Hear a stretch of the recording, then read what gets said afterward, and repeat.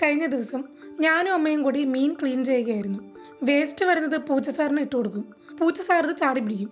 പെട്ടെന്ന് കുറച്ച് കാക്കകൾ അവിടെ വന്ന് സൈഡിലാക്കി പറഞ്ഞിരുന്നു. അതോടെ പൂച്ച അല്പം ദേഷ്യത്തിലായി. കാക്കയ്ക്ക് കൊടുക്കാതിരിക്കുക എന്നതാണ് പൂച്ചയുടെ ലക്ഷ്യം. പക്ഷെ പിന്നെ കണ്ട കാഴ്ച എന്നെ ശരിക്കും അത്ഭുതപ്പെടുത്തി.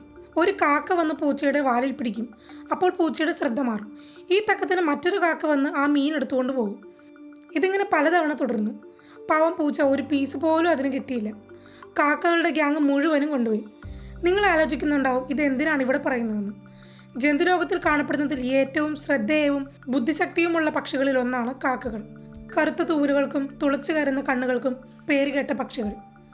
ശാസ്ത്രജ്ഞരെയും പക്ഷിപ്രേമികളെയും ഒരുപോലെ ആകർഷിച്ച ഇവരുടെ കുറച്ച് വിശേഷങ്ങൾ നോക്കാം. Welcome, it's info time.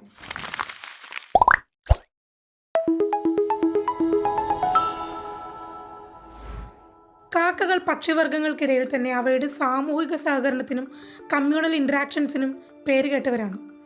ഈ പക്ഷികൾ പലപ്പോഴും വലിയ സംഘടിത ഗ്രൂപ്പുകളായി കാണപ്പെടുന്നു. സാധാരണയായി മർഡേഴ്സ് അല്ലെങ്കിൽ മോബ് അല്ലെങ്കിൽ ഹോഡ് എന്നൊക്കെ ഈ കൂട്ടത്തെ വിളിക്കുന്നു. ലളിതമായ ചെറിയ കൂട്ടങ്ങൾക്കപ്പുറമാണ് കാക്കകളുടെ സാമൂഹ്യ ഘടന. ഇതിൽ സങ്കീർണമായ ഘടനകളും അതുപോലെ വ്യക്തിഗത റോളുകളും ഉണ്ടെന്ന് വിശ്വസിക്കുന്നു. ഈ സാമൂഹികതയുടെ ഒരു പ്രധാന വശം അവരുടെ ആശയവിനിമയത്തിലാണ്. പ്രവർത്തനങ്ങളെ ഏകോപിപ്പിക്കാനും അപകടങ്ങളെക്കുറിച്ച് മുന്നറിയിപ്പ് നൽകാനും ഗ്രൂപ്പ് യോജിപ്പ് നിലനിർത്താനും കാക്കകൾ അവരുടെ വൈവിധ്യമേറിയതും പ്രത്യേകങ്ങളുമായ കോളുകളും ശബ്ദങ്ങളും ഉപയോഗിക്കുന്നുണ്ടാവാം എന്ന് കരുതുന്നു. ഈ ആശയവിനിമയത്തെ ബ്രേക്കിംഗ് ന്യൂസ് പങ്കിടുന്നതിനോട് ഉപമിക്കാം. കാരണം ഇത് പലപ്പോഴും ഗ്രൂപ്പിലുടനീളം അടിയന്തരവും പ്രധാനപ്പെട്ടതുമായ വിവരങ്ങൾ കൈമാറുന്നു. കാക്കകൾക്ക് മനുഷ്യ ശബ്ദവും അനുകരിക്കാനാകും. ഇതൊരു പക്ഷേ അവ തങ്ങളുടെ പരിസ്ഥിതിയുമായും പ്രത്യേകിച്ച് മനുഷ്യരടങ്ങുന്ന ചുറ്റുപാടുകളുമായും ഇടപെടൽ വർദ്ധിപ്പിക്കുന്നത് മൂലമാകാം. കൂടാതെ കാക്കകൾക്ക് പ്രാദേശിക വോക്കൽ വേരിയേഷനുകൾ ഉണ്ടെന്ന് പഠനങ്ങൾ സൂചിപ്പിക്കുന്നു. ഇത് മനുഷ്യഭാഷയിൽ കാണപ്പെടുന്നതിന് സമാനമായ സ്വരസങ്കീർണതയുടെ തോത് സൂചിപ്പിക്കുന്നു. ഈ വ്യത്യാസങ്ങൾ ഓരോ പ്രദേശത്തിനനുസരിച്ച് മാറിക്കൊണ്ടിരിക്കുന്നു. ഇത് സൂചിപ്പിക്കുന്നത് കാക്കകൾക്ക് അവരുടെ അടുത്തുള്ള സാമൂഹിക ഗ്രൂപ്പുകളിൽ ആശയവിനിമയം നടത്താനും മാത്രമല്ല ഭാഷകളും ഉച്ചാരണങ്ങളും ഉപയോഗിച്ച് മനുഷ്യർ ചെയ്യുന്നത് പോലെ വ്യത്യസ്ത പ്രദേശങ്ങളുമായി അവയുടെ ശബ്ദങ്ങൾ പൊരുത്തപ്പെടുത്താനും കഴിയുമെന്നാണ്. കൂടാതെ കാക്കകൾ കോപ്പറേറ്റീവ് ബ്രീഡിംഗ് പ്രാക്ടീസസ് പ്രകടിപ്പിക്കുന്ന പക്ഷികളാണ്. പക്ഷിലോകത്ത് താരതമ്യേന അപൂർവമായ സ്വഭാവമാണിത്. ഈ ഘടനകളിൽ ചെറിയ പക്ഷിക്കുഞ്ഞുങ്ങളെ പരിപാലിക്കുന്നത് ജീവശാസ്ത്രപരമായ മാതാപിതാക്കൾ മാത്രമല്ല, പലപ്പോഴും മുതിർന്ന സഹോദരങ്ങൾ അല്ലെങ്കിൽ ബന്ധമില്ലാത്ത വലിയ കാക്കകൾ ഗ്രൂപ്പിലെ മറ്റ് അംഗങ്ങൾ എല്ലാം കുഞ്ഞുങ്ങളെ വളർത്തുന്നതിൽ സഹായിക്കുന്നു. ഈ സഹായം കുഞ്ഞുങ്ങൾക്ക് ഭക്ഷണം നൽകുന്നത് മുതൽ വേട്ടക്കാരിൽ നിന്ന് അവരെ സംരക്ഷിക്കുകയും അതിജീവനത്തിൻ്റെ അവശ്യ കഴിവുകൾ പഠിപ്പിക്കുകയും ചെയ്യുന്നത് വരെ ഉണ്ട്. കൂടാതെ കാക്കകൾ കൂട്ടായ തീരുമാനങ്ങൾ എടുക്കുന്നതിൽ ഏർപ്പെടുന്നു. അത് അവർ തങ്ങളുടെ പ്രദേശങ്ങളിൽ എങ്ങനെ തീറ്റ കണ്ടെത്തുകയും സംരക്ഷിക്കുകയും ചെയ്യുന്നു എന്നതിൽ നിന്ന് വ്യക്തമാണ്. ഗ്രൂപ്പിനുള്ളിൽ ഭക്ഷണം കണ്ടെത്തുന്നതിനും ഭക്ഷണ സ്രോതസ്സുകളെക്കുറിച്ചുള്ള വിവരങ്ങൾ പങ്കിടുന്നതിനും അവർ ഒരുമിച്ച് പ്രവർത്തിക്കുന്നതായി കണ്ടുവരുന്നു. ഒരു ഭീഷണി നേരിടുമ്പോൾ കാക്കകൾക്ക് വേട്ടക്കാരെയോ നുഴഞ്ഞുകയറ്റക്കാരെയോ കൂട്ടമായി നേരിടാനുള്ള അവരുടെ ശ്രമങ്ങളെ ഏകോപിപ്പിക്കാൻ കഴിയും. ഇതൊരു പൊതുലക്ഷ്യത്തിനായി ഒരുമിച്ച് പ്രവർത്തിക്കാനുള്ള അവരുടെ കഴിവ് കാണിക്കുന്നു. കാക്കകൾ സാധാരണയായി വർഷങ്ങളോളം ഒരേ ഗ്രൂപ്പിൽ തുടരും, പലപ്പോഴും ജീവിതകാലം മുഴുവൻ. ഈ ശാശ്വത ബന്ധങ്ങൾ വ്യക്തിഗത നിലനിൽപ്പിനും ഗ്രൂപ്പിൻ്റെ വിജയത്തിനും അത്യന്താപേക്ഷിതമാണ്. തലമുറകളിലുടനീളം അറിവ് ശേഖരിക്കുന്നതിനും കൈമാറുന്നതിനും അവ സഹായിക്കുന്നു. അതുവഴി ഗ്രൂപ്പിൻ്റെ കൂട്ടായ ബുദ്ധിയും പൊരുത്തപ്പെടുത്തലും വർദ്ധിപ്പിക്കുന്നു. കൂടാതെ ഭീഷണികളോടുള്ള പ്രതികരണമായി കാക്കകൾ ഒത്തുചേർന്നുള്ള പെരുമാറ്റം പ്രകടിപ്പിക്കുന്നു. വേട്ടക്കാരോട് കൂട്ടായി പ്രതിരോധിക്കാൻ കോപ്പറേറ്റീവ് ത്രെറ്റ് മാനേജ്മെൻറ്റ് എന്നറിയപ്പെടുന്ന കാര്യങ്ങളിൽ ഏർപ്പെടുന്നു. അപകടത്തെ അഭിമുഖീകരിക്കുന്നതിന് മാത്രമല്ല, മരണമടഞ്ഞ അംഗങ്ങൾക്ക് ചുറ്റും ഒരു ശവസംസ്കാര ചടങ്ങിനെ ഓർമ്മിപ്പിക്കും വിധം അവ ഒത്തുചേരാറുമുണ്ട്. ഈ സാമൂഹിക ഘടനകൾക്കുള്ളിൽ കാക്കകൾ ചില ശ്രദ്ധേയമായ കഴിവുകളും ബുദ്ധിസാമർഥ്യവും പ്രകടിപ്പിക്കുന്നതായി കണ്ടിട്ടുണ്ട്. ഉദാഹരണത്തിന് അവരുടെ പ്രോബ്ലം സോൾവിംഗ് സ്കിൽസ് വളരെ മികച്ചതാണ്. പ്രത്യേകിച്ച് നഗരപ്രദേശങ്ങളിൽ ട്രാഫിക് സിഗ്നലുകൾ ഇവർ കായകൾ പൊട്ടിക്കാൻ ഉപയോഗിക്കുന്നു. സിഗ്നൽ റെഡ് ആവുമ്പോൾ കാക്കകൾ കടുപ്പമുള്ള തോടുകളുള്ള നട്ടുകൾ റോഡുകളിൽ വയ്ക്കും. കാറുകൾ അവയുടെ മുകളിലൂടെ ഓടുന്നതും കാത്തുനിന്ന് പൊട്ടുന്ന പുറന്തോടിനുള്ളിലെ പരിപ്പ് തിന്നും. ഈ സ്വഭാവം കോസ് ആൻഡ് ഇഫക്റ്റിനെ കുറിച്ചുള്ള അവരുടെ ധാരണ മാത്രമല്ല, ചുറ്റുപാടുകളിലെ പാറ്റേണുകൾ മുൻകൂട്ടി കാണാനും അവരുടെ നേട്ടത്തിനായി ഉപയോഗിക്കാനുമുള്ള കഴിവും കാണിക്കുന്നു. കാക്കകൾ ഉപകരണങ്ങൾ വിദഗ്ധമായി ഉപയോഗിക്കാൻ കഴിവുള്ളവരാണ് എന്ന് നിരീക്ഷിക്കാനായിട്ടുണ്ട്. വൃക്ഷങ്ങളുടെ പുറന്തൊലിയിൽ നിന്ന് പ്രാണികളെ വേർതിരിച്ചെടുക്കുന്നതിനോ അതുപോലെ ഇടുങ്ങിയ സ്ഥലങ്ങളിൽ നിന്ന് ഭക്ഷണം പുറത്തെടുക്കുന്നതിനോ കമ്പുകളും മറ്റ് വസ്തുക്കളും അവ ഉപയോഗിക്കുന്നതായി കാണാനായിട്ടുണ്ട്. ചില കാക്കകൾ മരക്കൊമ്പുകളിൽ നിന്ന് പുഴുക്കളെയും മറ്റും പിടിക്കാൻ ചുള്ളികൾ ചൂണ്ട പോലെ വളയ്ക്കുന്നതും ശ്രദ്ധയിൽപ്പെട്ടിട്ടുണ്ട്. ഇത് ഒരു കാലത്ത് മനുഷ്യർക്ക് മാത്രം ഉണ്ടായിരുന്നു എന്ന് വിശ്വസിച്ചിരുന്ന ഉപകരണ നിർമ്മാണത്തിന്റെ ഒരു രൂപമാണ്.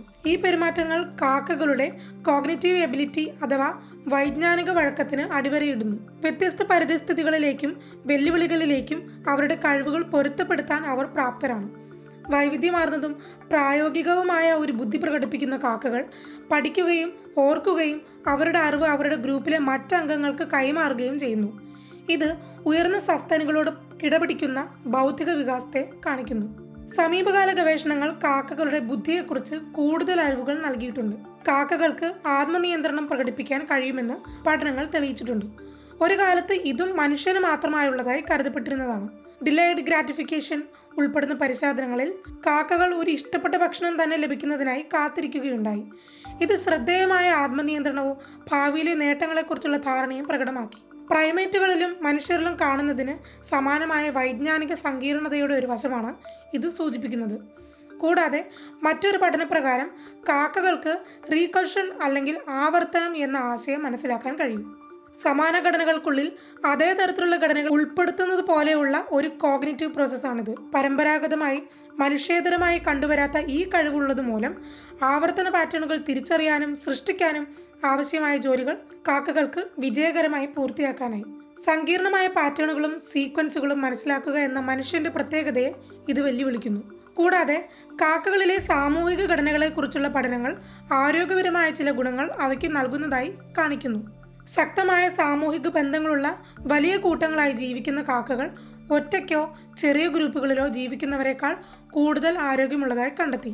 ശ്രദ്ധേയമായി പറയേണ്ടത് ഇത്തരത്തിലുള്ള ഗ്രൂപ്പുകളിലെ കാക്കകളിൽ പ്രാണികൾ പോലുള്ള പാരസൈറ്റുകൾ കൊണ്ടുള്ള ശല്യത്തെ നന്നേ കുറവാണ് എന്നതാണ്.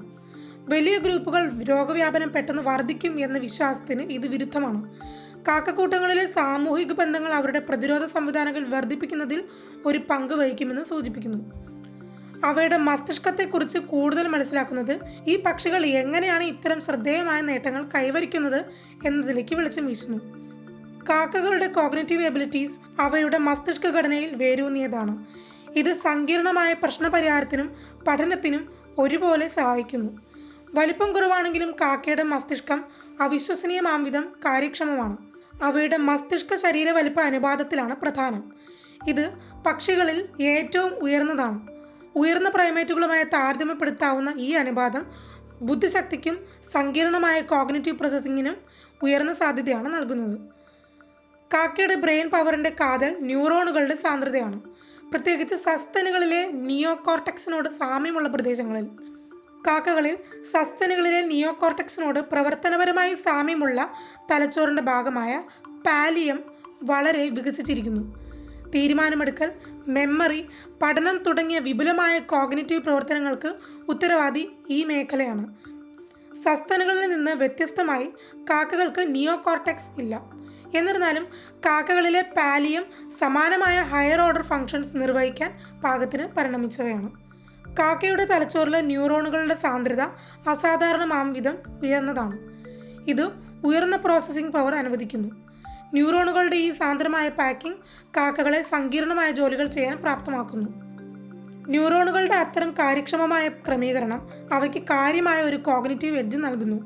ഇത് ഇവരെ സോഷ്യൽ ലേണിങ്ങിനും പ്രാപ്തരാക്കുന്നു. കാക്കബുദ്ധിയെക്കുറിച്ചുള്ള ഗവേഷണം അവരുടെ വൈജ്ഞാനിക വികാസത്തിൽ സാമൂഹിക ഘടനകളുടെ പ്രാധാന്യം അടിവരയിടുന്നു. കാക്ക കമ്മ്യൂണിറ്റികൾക്കുള്ളിലെ സങ്കീർണമായ സാമൂഹിക ചലനാത്മകത തലമുറകളിലേക്ക് അറിവും കഴിവുകളും കൈമാറാൻ സഹായിക്കുന്നു. പഠനത്തിൻ്റെ ഈ സാമൂഹിക വശം സ്പീഷീസുകളുടെ മൊത്തത്തിലുള്ള ബുദ്ധിശക്തിക്ക് സംഭാവന നൽകുന്നു. കാരണം കാക്കകൾക്ക് വിവരങ്ങൾ പങ്കിടാനും പരസ്പരം പഠിക്കാനും പുതിയ വെല്ലുവിളികളോട് കൂട്ടായി പൊരുത്തപ്പെടാനും കഴിയും. ഇതിനേക്കാളെല്ലാം പ്രധാനമായി ഇവയുടെ ഇക്കോളജിക്കൽ ഇമ്പോർട്ടൻസ് വളരെ വലുതാണ്.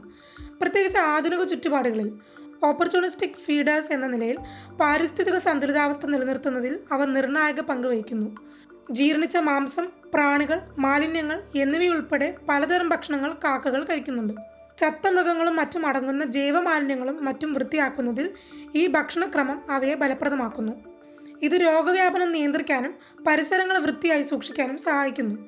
മാത്രമല്ല, നഗരപ്രദേശങ്ങളിൽ ഇവയുടെ സാന്നിധ്യം കീടങ്ങളുടെയും മറ്റ് ചെറിയ മൃഗങ്ങളുടെയും എണ്ണത്തെ നിയന്ത്രിക്കുന്നതിന് ഗുണം ചെയ്യും. ഈ ജീവികളെ വേട്ടയാടുകയോ തുരത്തുകയോ ചെയ്യുന്നതിലൂടെ കാക്കകൾ ഇവയുടെ എണ്ണം നിയന്ത്രിക്കാൻ സഹായിക്കുന്നു.